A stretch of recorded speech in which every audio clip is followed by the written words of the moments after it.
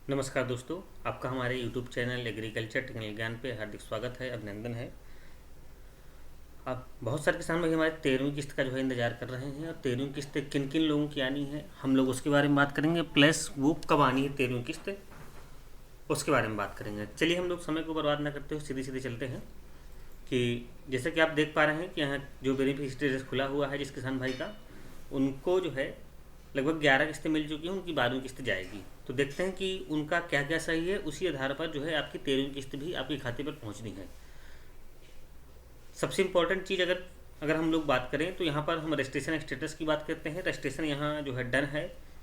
और अगर registration date की बात करें तो यहाँ पर 6/7/2019 का है। अगर आधार डेमो ऑथेंटिकेशन की बात करें तो सक्सेस दिखाई दे रहा है। KYC डन की बात करें तो एस भी है इनका। एलिजिबिलिटी की अगर बात करें तो एस दिखा है। पेमेंट मोड की अगर बात करें तो वो भी आधार दिख रहा है। अगर अकाउंट नंबर की बात करें तो NA करके आता है। PFS बैंक स्टेटस की बात करें तो farmer record has been accepted by PFS bank होना चाहिए। लैंड सीडिंग की अगर बात करें तो एस होना चाहिए। किसान भाइयों, ये सारी चीज़ें जो है अगर 13वीं किस्त का आप इंतजार कर रहे हैं तो आपका रजिस्ट्रेशन जो है डन होना चाहिए। दूसरी बात जो है आपका आधार डेमो ऑथेंटिकेशन जो स्टेटस है वो भी सक्सेस होना चाहिए। KYC डन होनी चाहिए, वो भी एस केस होना, एस भी लिखा होना चाहिए डन के आगे। अगर आपकी KYC एस नहीं है तो अगर आपका नो आ रहा है तो आप प्लीज़ किसी भी जन सेवा केंद्र से जाकर बायोमेट्रिक तरीके से या खुद अपने मोबाइल से जो है KYC कर सकते हैं। एलिजिबिलिटी की अगर बात करें तो एलिजिबिलिटी भी आपकी एस होनी चाहिए। अगर आपकी नो लिख के आ रही है तो आपका पैसा जो है 13वीं किस्त का जो पैसा है वो आपके खाते पर नहीं जाएगा। समझ गए किसान भाइयों? 3 के बारे में हम बात करके तीनों चीज़ें ये सक्सेस होनी चाहिए। अगली की बात फिर करेंगे। पेमेंट मोड की अगर बात करें तो पेमेंट मोड आपका आधार होना चाहिए। बहुत सारे किसान भाई हमारे ऐसे भी हैं कि जिनका अकाउंट लगा हुआ है लेकिन फिर भी उनकी किस्तों पे खातों पे जो है किस्तें जा रही हैं।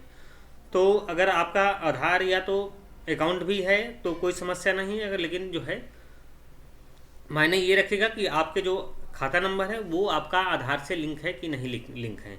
अगर PFS बैंक स्टेटस की बात करें तो ये farmer record has been accepted होना चाहिए, वो भी PFS बैंक के द्वारा। अगर आपका यहाँ पर रिजेक्टेड लिख के आता तो आपकी जो 13वीं किस्त है वो आपकी जो है नहीं जाएगी।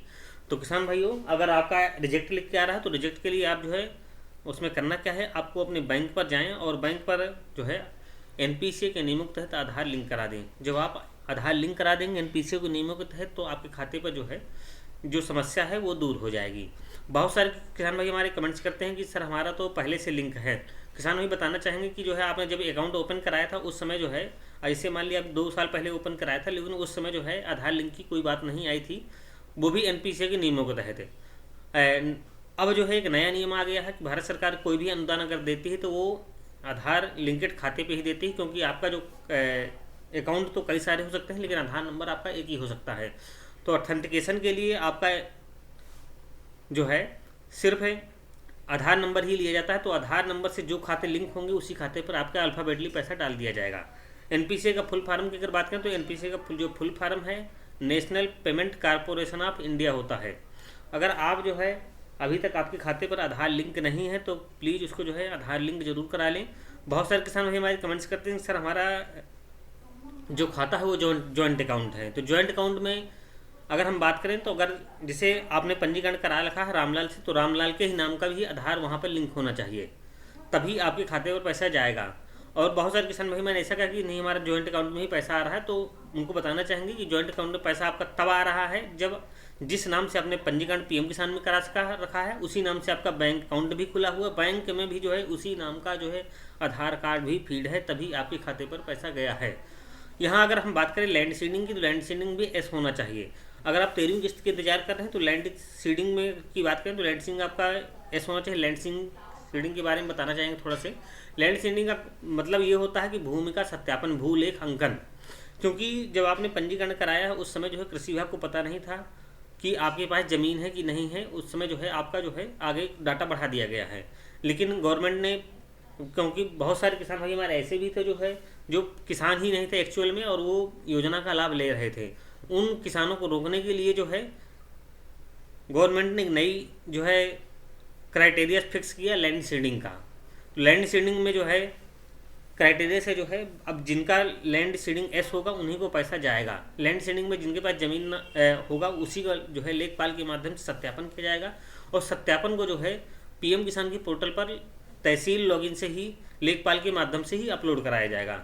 अगर आपके वाले में जो है लैंड सीडिंग अभी नो दिखाई दे रही है तो प्लीज़ आप जो है लेखपाल से मिलकर लैंड सीडिंग को नो से यस करा लीजिए, तभी आपकी जो 13वीं जो है आने वाली किस्त है तभी आपकी जाएगी।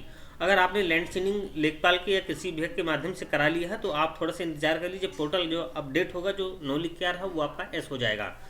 अब हम लोग बात करेंगे किसान भाइयों की किस्त कब तक आनी है, तो बने रहिएगा वीडियो के अंत तक जो है, तभी आपको बातचीत समझ में आएगी। जैसे कि आप इनका देख पा रहे हैं कि इनके जो फर्स्ट, सेकंड, थर्ड, फोर्थ और फिफ्थ इंस्टॉलमेंट और 6, 7, 8, 9, 10, 11 इंस्टॉलमेंट इनका जो है जा चुका खाते पर। इनका जो पंजीकरण हुआ है काफ़ी पुराना पंजीकरण है इनका, लेकिन इनका जो पंजीकरण हुआ था वो योजना शुरू होने के लगभग 3 महीने के बाद हुआ था, यानी 6 जुलाई 2019 को। 6 जुलाई जब 2019 से इनका पंजीकरण हुआ तो इनकी जो किस्तें हैं वो 11 किस्तें ही जो है अभी दिसंबर तक जो है बन पा रही थी। अब दिसंबर से जो मार्च तक की जो किस्तें जाएंगी वो इनकी जो है 12वीं किस्त होगी।